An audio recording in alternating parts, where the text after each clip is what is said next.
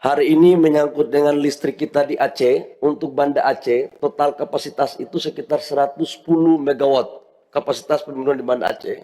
Dan alhamdulillah tadi malam sudah rata-rata 60 megawatt untuk kebutuhan Banda Aceh sudah tersaluri. Sebagian kita pakai genset. Nah, untuk jaringan gardu induknya yang kami laporkan kemarin kepada Bapak Presiden, itu sudah sekitar 80-90% sudah terpasang, tapi mungkin sekitar minggu-minggu ini, paling lambat Rabu atau Kamis baru bisa jadi semua.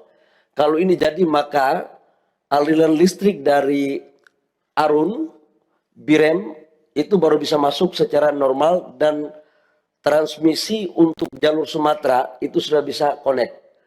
Andaikan pun ini connect Bapak Presiden, kami laporkan bahwa belum bisa teraliri semua kepada desa-desa yang ada, karena sebagian desa-desa yang infrastrukturnya masih parah, jalan yang nggak bisa kita masuk, itu pada tegangan rendah, itu tiang-tiangnya jatuh.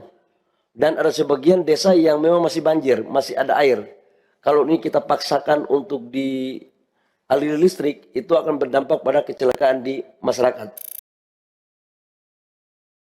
Download Tribun X sekarang, menghadirkan lokal menjadi Indonesia.